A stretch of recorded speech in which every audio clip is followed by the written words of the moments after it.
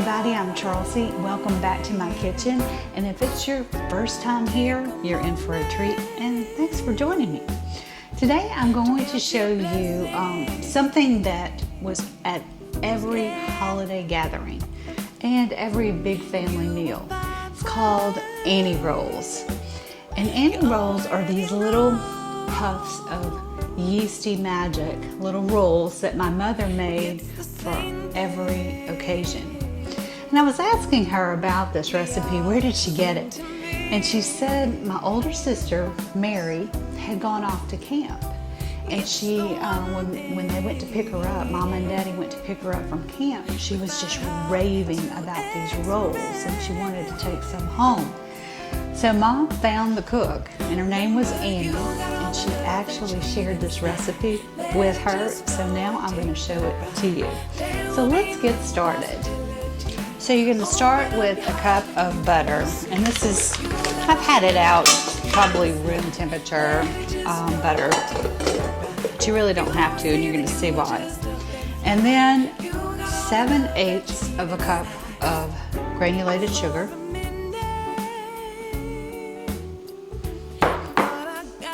We'll do a teaspoon and a half of salt to kind of counteract that sugar.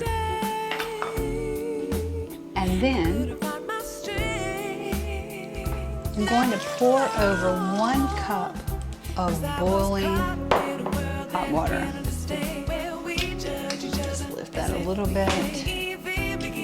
And then I'm going to start, actually I'm going to get my shield because this tends to splash, so hang on just a second.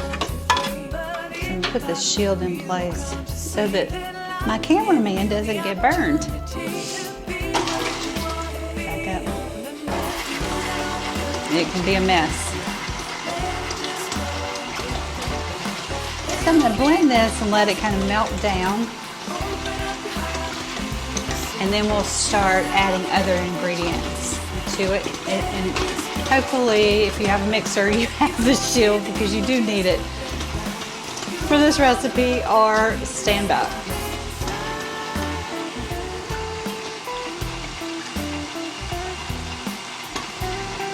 I'm mixing it together. Meanwhile, let me show you something that I did in prep.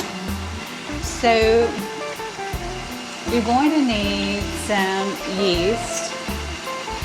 You can buy it in packets, and if you buy it in packets, you'll need 2 of them for this recipe. I like to buy it in this jar because I use it a lot. So to activate the yeast, you put it in a warm cup of water.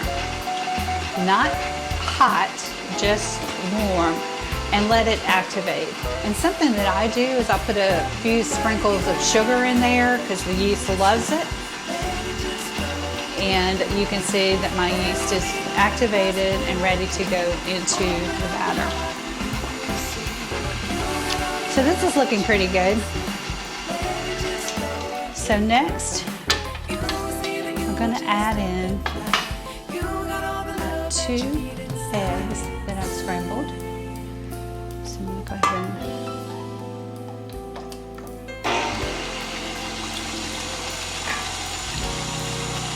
add that in. And you don't want to do that until things have cooled off a bit because you'll have scrambled eggs if you're not careful. And now I'm going to pour in the yeast.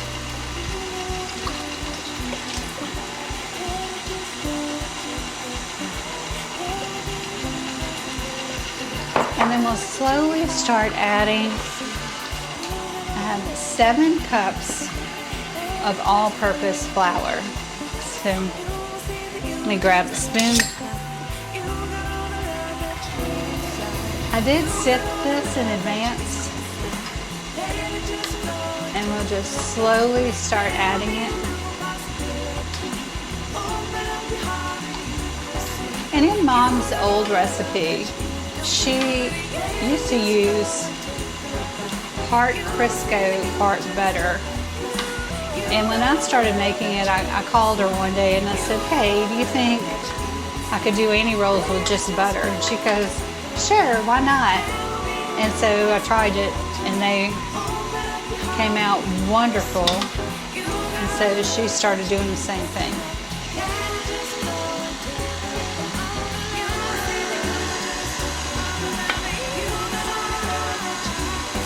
So once we get all of this flour incorporated, I'm going to scrape down the sides and just make sure that it blends really well. So I just want to show you, we've almost got all the flour in the batter. It's going to be kind of sticky. That's exactly how it should look. And now we're going to add in the last bit of flour. And I just want to show you, it's okay to be messy in the kitchen, because this one definitely can send flour all over the counter, as you might can see. So I'm going to turn this up a little bit.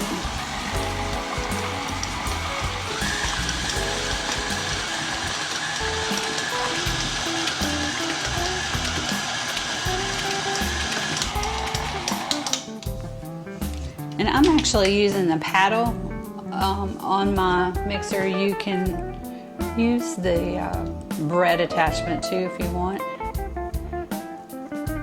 It's really totally up to you. So you're done with this step. And what I'm going to do, scrape down the sides and just you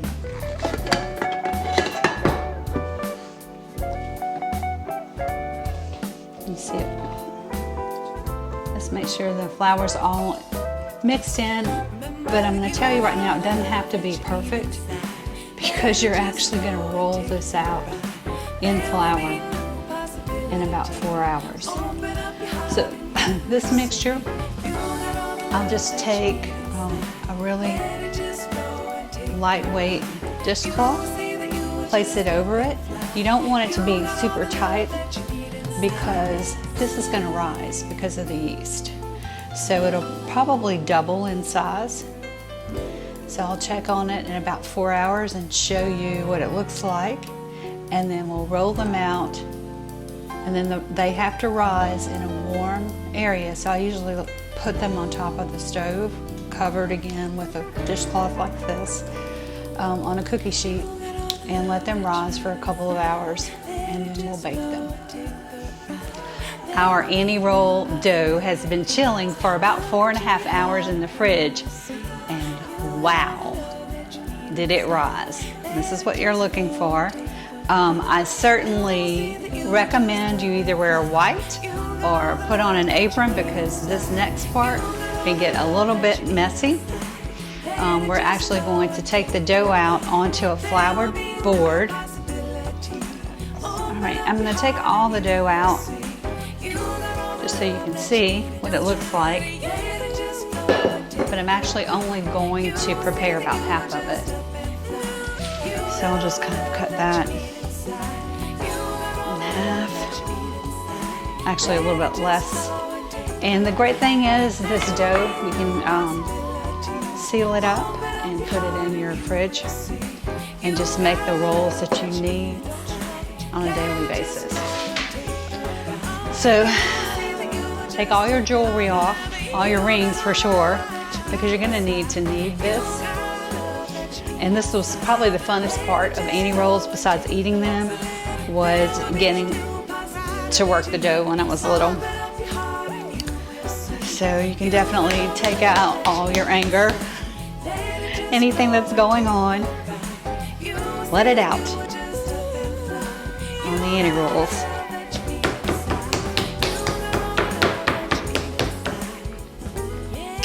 And you don't have to overwork it.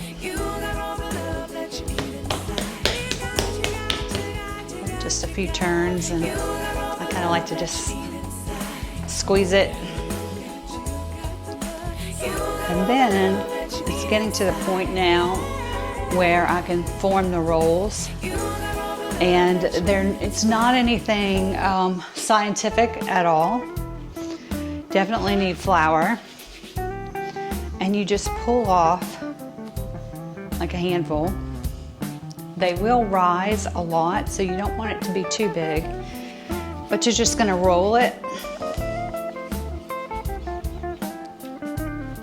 Kind of flatten it out, bend it over, and then we're gonna put it on a cookie sheet.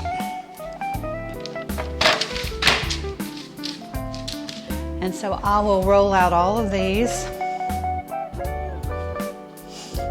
And they're kind of like fingerprints. Every one is different.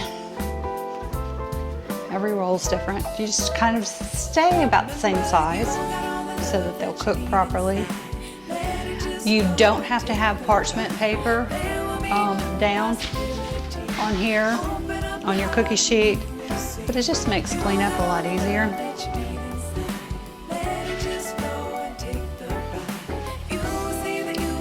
And again, I'll probably get at least a dozen rolls out of this batch. And I'll put these in a warm place. I normally just put them on top of my stove. If it's not on, I'll cover them with this same sort of cloth and let them rise for about 2 hours. They will double in size, and then I'll bake them at 350 for 8 to 10 minutes. So that's basically Annie rolls. I'll let you in on a big old secret of my mom's, and I hope that you guys will make these for the holidays. I will show you the finished product shortly. So we've got the Annie rolls all rolled out and ready to rise. I'm just going to cover them and place them on my stove top and let them rise for about 2 hours. So here is the big reveal. The Annie rolls have been rising for 2 hours, and now they are ready to go into my oven. I preheated it to 350, and I'll put them in for 8 to 10 minutes. You just want them browned on the top and of course the bottom cooked. I'll show you what they look like in just a minute. Look at these beauties. They've been in the oven. I ended up going a little bit longer, about 15 minutes in my oven. You just need to keep an eye on them. You want that nice browning on the top, and then if we flip them over, they'll be nice and brown on the bottom. The way to serve these, plain, is just fine. You can also add butter and some jam if you want. My daddy used to slip a slice of turkey or ham inside of them. They're just one of the best things you'll ever eat in your life. So thanks for watching. I really appreciate everybody that's subscribing and sharing the channel. It is so much fun to cook with all of you. I love sharing these recipes of Mom's and things that I've uncovered and discovered myself. And I guess as a final note, I just want to dedicate this video to my sister. She passed away earlier in the year, and this was her favorite thing at Thanksgiving and Christmas time. She loved Mom's Annie rolls. So Mary, we'll miss you this year.